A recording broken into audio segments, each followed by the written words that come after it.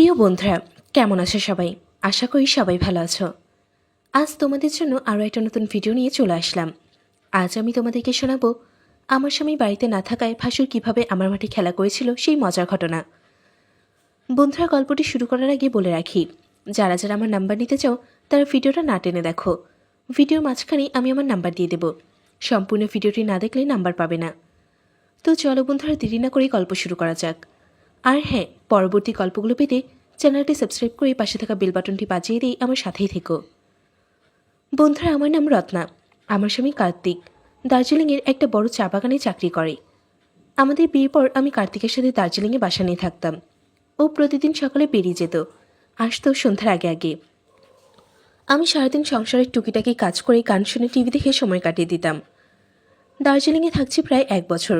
এই সময়টাতে কার্তিক প্রায় প্রতিদিনই আমার মাঠে খেলা করত। কার্তিক স্বামী হিসেবে একদম 100% সুপুরুষ। কার্তিক প্রায় আমাকে কোলে তুলে নিয়ে বিছানায় শুয়ে দিত, তারপর মন ভরে খেলা করত। এরপর যখন আমার ছেলে হলো তখন কার্তিক আমাকে ওদের গ্রামের বাড়িতে রেখে যেত, কারণ দার্জিলিংয়ে আমার দেখাশোনা করার জন্য কেউ ছিল না। গ্রামের বাড়িতে আমার শাশুড়ি আছেন আর আমার এক ভাসুর আছেন, যিনি এখানেই ছোট একটা ব্যবসা করেন। কিছুদিন পর কার্তিক ছুটি নিয়ে আমাদেরকে দেখতে আসে। ও আমার কপালে আদর দিয়ে বলল, রত্না, আমি তোমার কাছে চিরঋণী আমাকে এত সুন্দর একটা ছেলে উপহার দেওয়ার জন্য। দেখতে দেখতে 1 বছর পূর্ণ হয়ে গেল। কার্তিক চাকরির কারণে দার্জিলিংয়ে চলে গেল। যাওয়ার সময় বলে গেছে এখানে আর আসতে পারবে না, 2-1 বছর দেরি হবে আসতে। তবে যাবার আগে খুব করে বলে গেছে ছেলের খেয়াল রাখতে। আর রাতের বেলায় আমার শাশুড়ি যেন ওকে বারবার দেখতে আসতে পারে, সেজন্য ঘুমানোর সময় দরজা না আটকেই ঘুমাতে। আসলে আমাদের ঘরে 3টা রুম, আমরা থাকি মাঝখানের রুমে। আমার শাশুড়ি থাকেন ডান দিকের রুমে, আর আমার বাম দিকের রুমটাতে থাকে আমার ভাসুর। আমার ভাসুরের নাম বিমল। দাদা এখনও বিয়ে করেনি, আর মনে হয় করবেও না।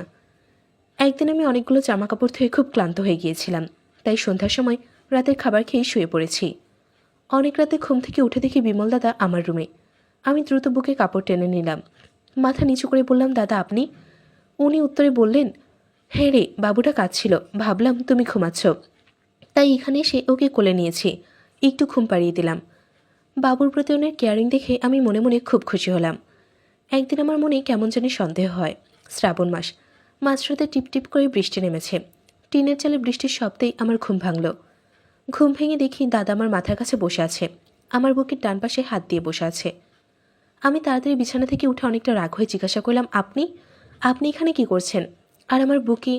এই কথা বলেই আমি কেঁদে ফেললাম। দাদা তখন মুচকি হেসে বললেন, আমি শুধু তোমার দাদার মতোই না, আমি তোমার দাদা। নিশ্চয়ই আমি তোমার সাথে খারাপ কিছু করতে পারি না।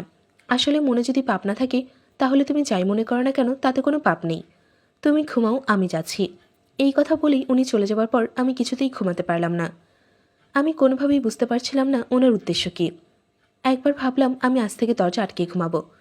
পরে মনে হলো যদি শাশুড়ি জিজ্ঞাসা করে আমি কেন দরজা আটকে ঘুমাচ্ছি, তখন আমি কী জবাব দেব। একবার ভেবেছিলাম কার্তিককে বিষয়টা জানাবো, কিন্তু পরে মনে হলো উল্টো কার্তিক আমাকে ভুল বুঝতে পারে, আর পরে বিষয়টা নিয়ে অনেক ঝামেলা তৈরি হতে পারে। তাছাড়া বিমলদা অর্থাৎ আমার ভাসুরকে নিয়ে এই ধরনের কথা কেউ বিশ্বাস করবে না। উল্টো চরিত্রহীনের কলঙ্ক আমার গায়ে লাগতে পারে, তাই যা হবার হবে। এই ভেবে বিষয়টি নিয়ে আমি আর বাড়াবাড়ি না করে ভাগ্যের ওপর ছেড়ে দিলাম। শ্রাবণ মাস শেষ হয়েছে, তবু সারাদিন থেমে থেমে মুষলধারে বৃষ্টি হচ্ছে। কার্তিককে খুব মনে পড়ছে। আজ মনে হচ্ছে কিছুতেই ঘুম আসবে না। ঘড়িতে তখন রাত 8টা বাজে। আমি ডিম লাইটে দেখলাম বিমল দাদা আমার ঘরে এসে দাঁড়ালো। আমি কোনো কথা না বলে চোখ বন্ধ করে থাকলাম। একটু পরে উনি আমার কাছে এসে হাত বাড়ালেন। কেন জানি আমার ভালো লাগলো। আমি তখনও কিছু বললাম না।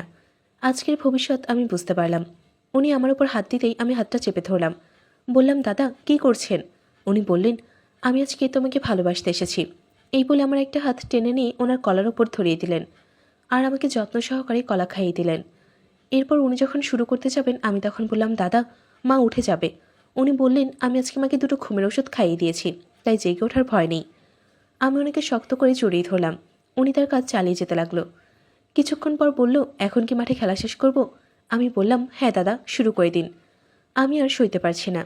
এরপর দাদা মনে সুখে খেলা করতে লাগলো। খেলা শেষ করে দাদা তার রুমে গিয়ে শুয়ে পড়ল। পরের দিন অনেকটা বেলা হয়েছে, তারপরও শাশুড়ি মা ঘুম থেকে উঠছে না। এই দেখে আমি তাকে ডেকে ঘুম থেকে তুললাম। শাশুড়ি মা ঘুম থেকে উঠে বলল, কেন জানি কিছুদিন ধরে রাতে আমার ঘুম ভাঙছে না। সকালে ঘুম থেকে উঠতে পারছি না, আর রাতেও বাবুর খেয়াল রাখতে পারছি না। আমার কী যে হলো রে মা? আমি বিষয়টা যেহেতু জানি তাই মনে মনে হাসলাম। যাই হোক, কার্তিক আমাকে অনেকদিন পর ফোন দিয়েছে। আমি ফোন ধরেই বললাম, আমাদের খোঁজ নেওয়ার তোমার আর সময় আছে নাকি? কার্তিক তখন বিব্রত হয়ে বলল, রত্না, কলিজা আমার, বিশ্বাস করো সারাদিন শুধু তোমার আর বাবুর কথাই মনে পড়ে। বসের কাছে 7 দিনের ছুটির জন্য অনুরোধ করেছি, কিন্তু উনি আমাকে ছুটি দেয়নি। আসলে চা বাগানের শ্রমিকদের খরচটা কিছুতে আমি মেলাতে পারছি না। আমি যত দ্রুত সম্ভব ছুটি নিয়ে চলে আসবো, আর গিয়ে তোমাকে সারা রাত মন ভরে আদর করব। তারপর আমাদের সবার খোঁজখবর নিয়ে ফোনটা কেটে দিল। ফোন কাটার আগে অবশ্য আমাদের 2 পায়ের মাঝখানে ভার্চুয়ালি আদর দিয়ে রাখলো। ভাসুর আমার শাশুড়ির ঘুমের ওষুধ মনে হয় আরেকটু বাড়িয়ে দিয়েছে। এখন উনি ঘুম থেকে ওঠেন সকাল 10টা-11টায়। সারা রাত উনি ঘুমিয়ে থাকেন, আর কি হচ্ছে না হচ্ছে কিছুই জানতে পারেন না। এখন প্রায় প্রতিদিন বিমলদা আমার ঘরে আসেন, কিন্তু আজ রাত 12টা পেরিয়ে গেল, উনি তখনও আসলেন না। উনি না আসায় আমার মনটা ছটফট করতে লাগলো। ভাবলাম সম্ভবত উনি ঘুমিয়ে পড়েছে, সেই জন্য আসছে না। তাই আমিও ঘুমানোর চেষ্টা করলাম। একটু পরেই 2 চোখে ঘুম নেমে এলো। রাতে স্বপ্ন দেখলাম, আর সেই স্বপ্ন দেখে আমি হঠাৎ ভয়ে চিৎকার করে উঠলাম। আমার চিৎকার শুনে পাশের রুম থেকে দাদা ছুটে এসে জিজ্ঞাসা করলেন, কি হয়েছে রত্না? আমি উনিকে বললাম আমার অদ্ভুত স্বপ্নের কাহিনী। উনি আমাকে বললেন, এগুলো তোমার মনের ভয়। আমি বললাম, দাদা, শাশুড়ি মাকে জেগে উঠেছেন? উনি বললেন, না। আমি ওনাকে এখন 3টা করে ট্যাবলেট দিই, রাতে উনি কিছুতেই জাগবে না। আমি বললাম, দাদা, আপনাকে একটা কথা বলার আছে। উনি বললেন, কি বলবে বলো? আমি বললাম, দাদা, আমার এই মাসে কিছুই হয়নি, আর খুব বমি বমি লাগে। দাদা অনেক চিন্তিত হয়ে বললেন, যদি তাই হয় তাহলে তাড়াতাড়ি কার্তিককে ডাকো, আর ওর সাথে কয়েকদিন খেলা করো, তাহলে সমস্যা শেষ হয়ে যাবে। আমি বললাম, ঠিক আছে দাদা, আমি ওকে কালকে আসতে বলবো, প্রয়োজনে চাকরি ছেড়ে চলে আসতে বলবো, কারণ এই সমস্যা তো কার্তিক ছাড়া আর কেউ সমাধান করতে পারবে না। আর আজকে হবে নাকি দাদা? আমার এই কথা শুনে দাদা বললেন, হবে না মানে অবশ্যই হবে। এই বলে উনি আমাকে কোলে করে নিয়ে সোফায় বসিয়ে দিলেন। আর আমি বললাম, দাদা, এইখানে কিভাবে? উনি বললেন, চিন্তা করো না, এখানে ভালো হবে। আর আজ আমরা অন্যরকমভাবে করব। এরপর শুরু হলো আমাদের সেই মজার খেলা, আর চলতেই থাকলো। আমি মনের সুখে চোখ বুজে রইলাম আর মজা নিতে থাকলাম।